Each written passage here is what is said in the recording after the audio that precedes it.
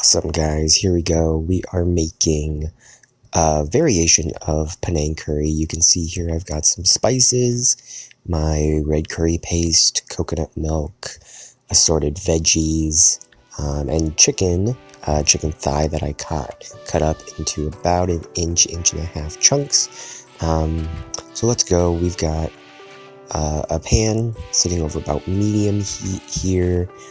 And I'm just putting the coconut fat that sits at the top, the coconut cream that sits at the top of the can, right into the pan. And I'm going to just cover the bottom of the pan here. And that's really going to help the curry paste cook really nicely and have a great base for this. So here I'm putting in about one tablespoon or so of that red curry paste. If you go out to eat at like a Thai restaurant, it's probably got about a 2 on their heat scale, so I didn't want to add a lot of crazy spices to this to make it really hot. As I was mixing that in, I saw that I didn't really get the color that I wanted, so I added another tablespoon or so. And this is what cooking is at home for me. No recipes, very thrown together, but really delicious once you get to know your flavors and what you like. So here I added just one tablespoon or so, maybe half a tablespoon of peanut butter to just help with the creaminess. If you have any type of thick curry, usually they'll add some sort of nut butter, and so I used peanut butter because I had that laying around, and it turned out really good. Not a peanut flavor, but it did add a lot of that creaminess that I wanted. So threw in some chicken thigh. I took some fat off of it when I got it from the store, so I threw it in.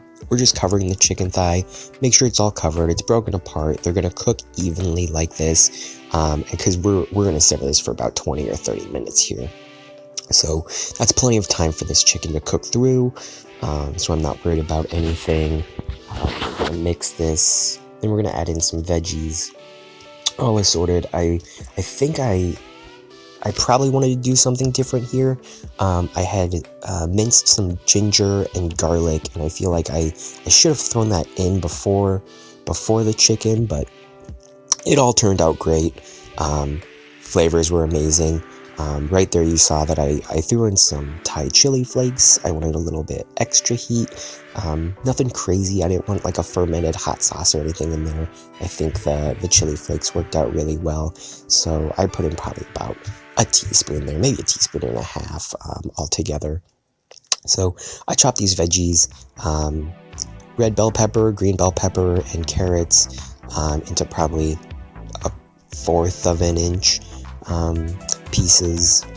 I didn't want to cut them too thin because we are simmering this for a little while. I didn't want them to get completely mushy. So here you saw that I threw in the ginger, garlic, and the onion mixture, and I think the onions did great, but I wanted to put in the ginger and garlic a little bit earlier. That's okay. Next, we've got some just some sliced jalapenos, and some broccoli, and you can see that I've got all sorts of veggies here. Some more common in Asian cooking than others, but really good. I had some extra veggies just laying around, and I didn't really know what I wanted to do with them. And you can see that there's way too many veggies for this dish. Like I could have used probably half as much veggies, and this would have been great. I also used probably like 3 pounds, almost 3 pounds of chicken thighs, which really, my gosh, for just the two of us here at home, I didn't need that much. But a lot of leftovers. Curry's great for leftovers, so it worked out well. Here I put a lid on just so I can soften the veggies a little bit.